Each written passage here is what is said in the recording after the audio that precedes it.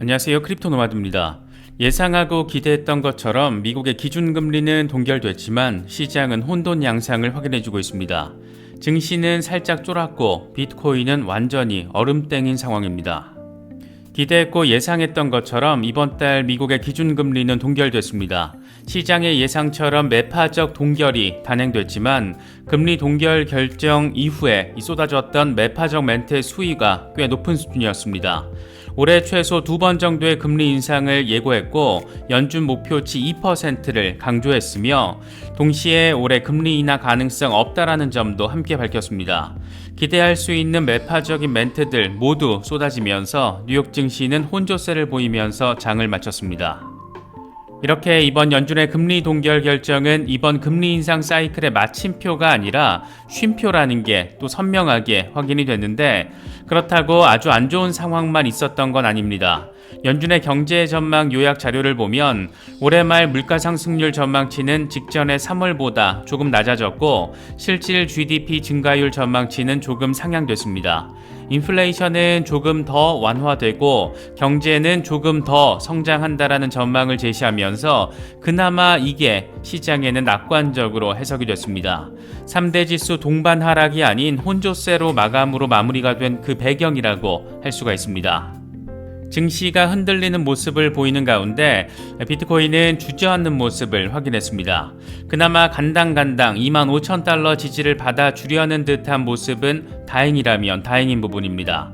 올해 초에 급격히 오르다가 상승분을 다시 반납하다 보니까 불안감이 느껴지는 것은 또 개미 투자자로서 어쩔 수 없겠지만 사실 이런 상황에서 미국의 거대 자본 세력들이 진행하고 있는 행태를 보면 시장 전체를 길게 바라보는 데 도움이 될 수 있을 것 같습니다.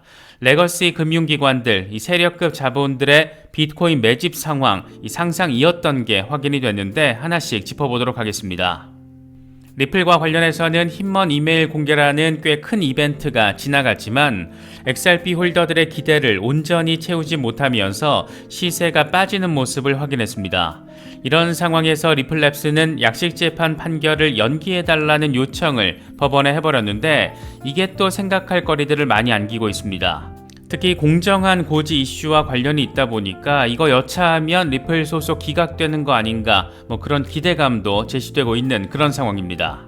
크립토 커스터디 이슈는 참 어려운 부분으로 느껴집니다. 최근 하루인베스트가 입출금 중단을 발표하면서 러그풀 논란이 일기도 했습니다. 물론 하루인베스트 측은 위탁 운영사의 허위 정보 제공으로 인한 문제이고 러그풀은 아니라는 입장을 공식적으로 밝히기도 했습니다. 높은 이자율 생각해서 특정 업체에 맡기자니 불안감이 생길 법한 상황이 잊을만 하면 한 번씩 벌어지고 그렇다고 중앙화 거래소에 그냥 놔두자니 FTX 사태 같은 일이 또 벌어질까 걱정이 되고 그래서 최근 들어서 셀프 커스터디나 이 탈중앙화 거래소에 대한 관심이 커진 것은 어쩌면 당연한 것인지도 모르겠습니다. 크립토 자산에 대한 리스크 관리를 어떻게 할지는 개개인의 관점에 따라서 전략이 달라질 수밖에 없을 텐데 개인적으로는 그래도 일부 물량은 내가 직접 내 금고에 보관하면서 리스크를 분산 관리하는 게 조금은 더 속편한 방식이 아닌가 생각하고 있습니다. 그래서 저는 디센트 월렛의 일부를 보관하고 있는데 콜드 월렛에 관심이 있으신 분들은 저희 채널과 파트너십을 맺고 있는 디센트 월렛을 특별 할인 가격에 구매하실 수 있습니다. 특정 거래소나 코인 이체 등과 관련해서는 디센트 고객센터를 통해서 확인하실 수 있습니다. 간혹 콜드 월렛은 100% 안전하냐 이런 질문을 하시는 경우가 있는데 미국의 은행들도 하루아침에 파산하는 시대에 어떤 투자 영역과 관련해서 100% 안전성을 기대하는 것은 지나친 욕심이 아닐까 생각되기도 합니다. 자산 관리를 고민하신 분들이라면 콜드 월렛이든 탈중앙화 거래소든 아니면 다른 뭐가 됐든 충분히 공부하시고 나름의 판단을 하시면 될 것 같습니다. 그럼 이번 영상 시작하겠습니다. 미국 연준의 금리 인상이 일단은 멈춰섰습니다. 지난해 3월부터 10번에 걸쳐서 진행된 금리 인상이 15개월 만에 일시 중단된 겁니다.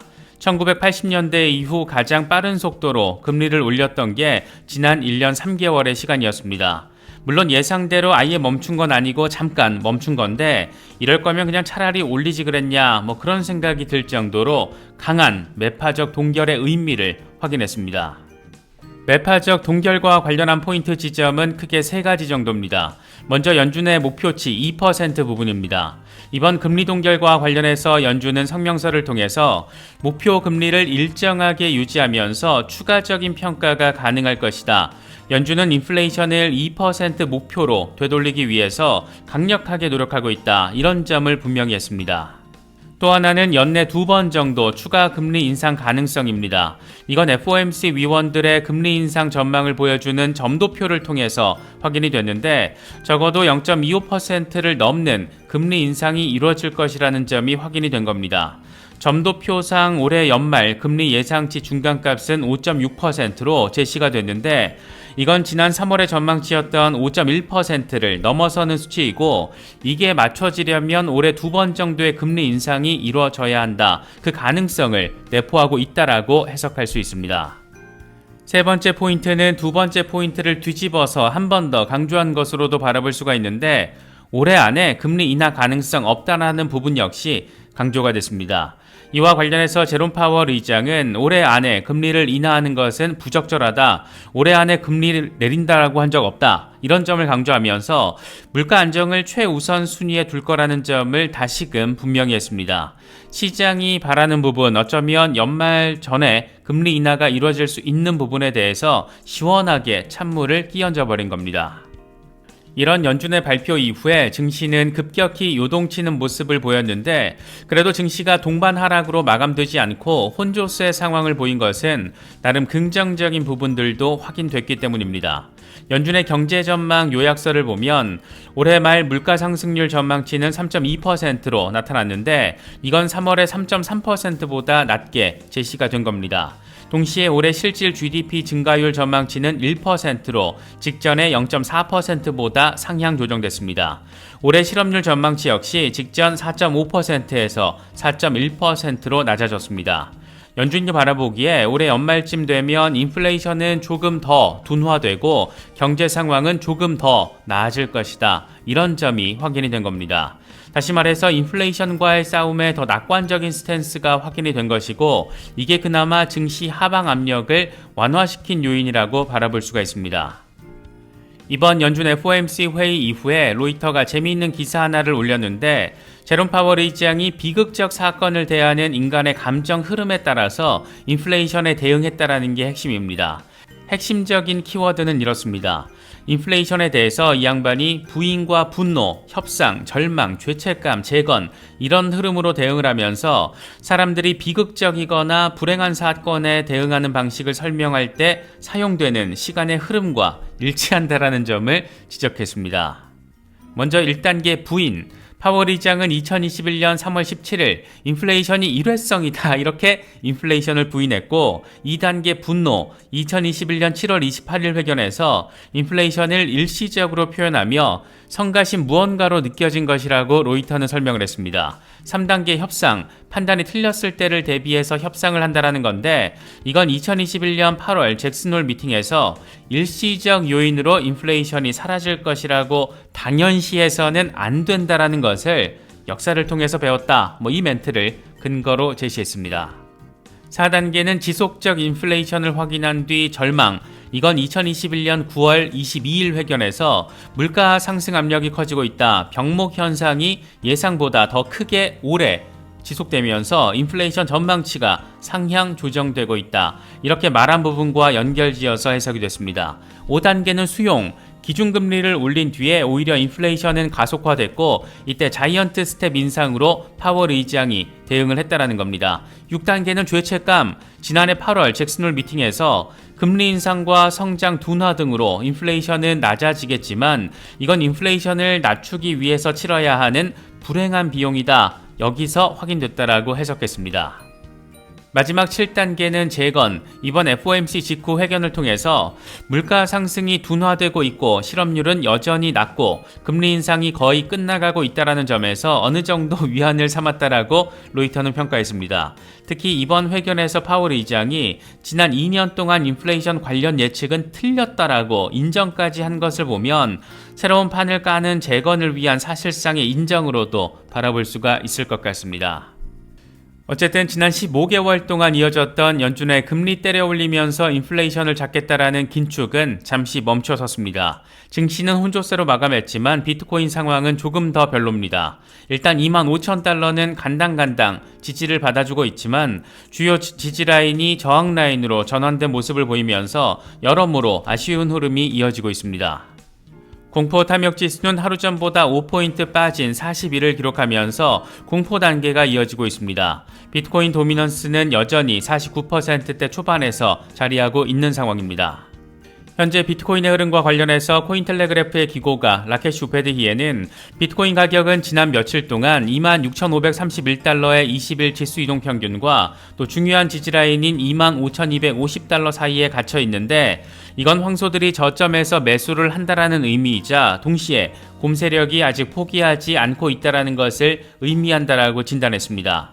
황소들이 20일 지수 이동 평균 위로 밀어 올리면 31,000달러 랠리의 시작을 알릴 수 있다. 반면 25,250달러 아래로 빠지면 황소가 포기했다라는 걸 의미하고 이럴 경우에 심리적으로 중요한 지지라인인 20,000달러까지도 후퇴할 수 있다. 이렇게 분석을 했습니다. 익명의 분석가 머스타시의 경우에는 조금 더 긍정적인 부분을 강조했는데 FOMC 이후에도 비트코인은 여전히 하락형 웨지 패턴 위에서 자리하고 있고 이게 지금 2달 반 동안 이어지고 있다.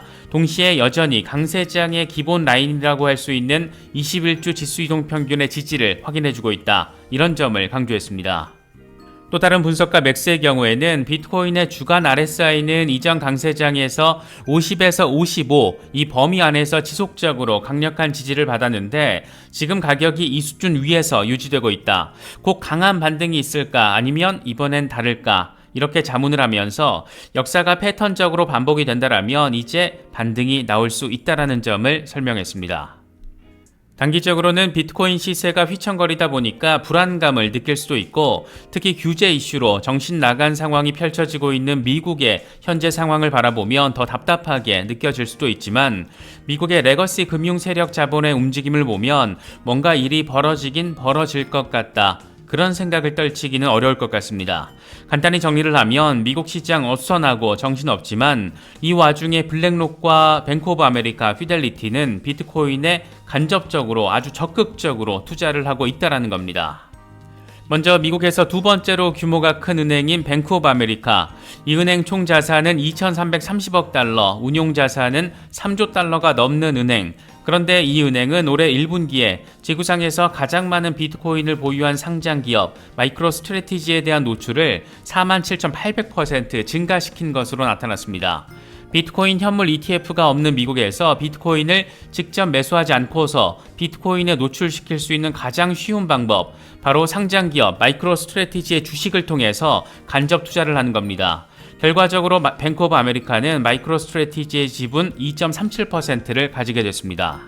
뱅크 오브 아메리카보다 3배 더 많은 마이크로 스트래티지 지분을 가진 곳은 블랙록, 지분 6%, 1억 5,600만 달러 이상의 가치 해당합니다. 여기에 마이크로 스트래티지에 대한 노출을 28,000% 증가시킨 또 다른 금융기관이 있는데 바로 피델리티입니다. 비트코인 가격이 고점 대비 60%가 빠진 상황에서 이들 세력급 자본들은 왜 이렇게 강하게 비트코인에 간접 투자를 하는 걸까? 시장이 단기적으로는 요동치고 있지만 거대 금융 자본 세력들은 비트코인을 통해서 뭔가 큰 그림을 그리고 있다라는 점, 이런 현실적인 상황을 통해서도 확인할 수 있는 게 아닐까 생각됩니다. 이와 관련해서는 더 재미있는 부분들도 많이 있는데 이건 내용이 좀 많아서 멤버십 라이브를 통해서 조금 더 심층적으로 짚어보도록 하겠습니다. 리플과 관련해서는 힘먼 이메일 공개라는 나름의 굵직한 이벤트가 정리가 됐습니다. 그런데 리플랩스가 SEC의 공정한 고지 관련 약식 판결 요청을 반대한다라는 입장을 법원에 밝히면서 이를 둘러싼 리플의 의도와 전략에 대한 관심도 역시 커지고 있는 상황입니다. 리플랩스는 약식 판결을 요구하는 SEC의 주장에는 많은 모순이 있다, XRP가 증권이라는 점을 입증하지 못했다, 이런 점을 강조했습니다. 이 같은 입장에 대한 의도를 상황적 논리를 통해서 정리를 해보면 이 정도 분석이 가능합니다. 먼저 힘먼 이메일 공개를 통해서 SEC 내부적으로 토큰의 증권 규정에 대한 기준이 없었고, 이에 따라서 이더리움이 비증권이라는 것을 공표하기 위해서 나름의 조작적인 시도가 있었다라는 게 확인됐다. 그렇다면 SEC는 XRP가 증권인지 비증권인지 이걸 판단할 기준이 없었던 것이고, 이번 소송 과정에서 XRP의 증권성 입증하지 못했다. 특히 토큰 증권 규정이 없다라는 것은 XRP가 증권일 수 있다라는 공정한 고지가 진행되는 게 애당초 불가능했다라는 것을 의미한다. 아마도 리플은 지금 이런 논리적 흐름을 통해서 결국 공정한 고지가 없었다, 이런 부분을 강조하려는 것으로 해석할 수가 있고, 공정한 고지가 없었다라는 걸 법원이 판단을 하면 이건 이번 소송 자체가 판결이 나오는 게 아니라 아예 기각이 될 수 있는 상황을 의미하는 것이기도 합니다. 결과적으로 지금 리플은 SEC를 완전히 눌러버려서 규제 기관으로서의 만행을 전 세계에 입증하려는 그런 행동을 하고 있다라고도 바라볼 수가 있습니다. 일단 법원에 이런 의견을 낸 상황이니까 이에 대해서 법원이 또 어떤 입장을 밝힐지, 이게 또 하나의 관전 포인트가 돼버렸습니다. 저희 채널은 멤버십 프로그램을 진행하고 있습니다. 임원급 이상 회원분들을 대상으로 멤버십 라이브를 진행하고 있고, 멤버십 채팅 공간을 통해서 서로의 관점을 공유하고 있습니다. 이번 힘먼 이메일 공개 당시에도 가장 먼저 멤버십 채팅 공간을 통해서 관련 자료를 실시간 정보 공유를 하고, 그 직후에 멤버십 라이브를 통해서 상황을 조망했습니다. 좀 더 빠르게 정보 공유, 정보 분석을 하고 싶으신 분들에게는 괜찮은 선택지가 될 수가 있고, 저희 채널의 중장기적인 성장에도 많은 도움이 됩니다. 저희 채널의 컨텐츠에 만족도가 있으시거나 조금 더 빠르게 정제된 크립토 정보를 접하고 싶으신 분들께는 멤버십 회원 가입을 통한 채널 후원을 부탁드리겠습니다. 기존 회원분들 중에 특히 XRP 홀더분들이 많이 계신데, 정보 공유와 더불어서 멘탈 케어, 이 두 마리 토끼를 잡아가는 데는 분명히 도움이 되고 있다라고 판단하고 있습니다. 많은 관심과 성원 부탁드리겠습니다. 이번에 준비한 영상은 여기까지입니다. 시청해주셔서 감사합니다. 지금까지 크립토 노마드였습니다.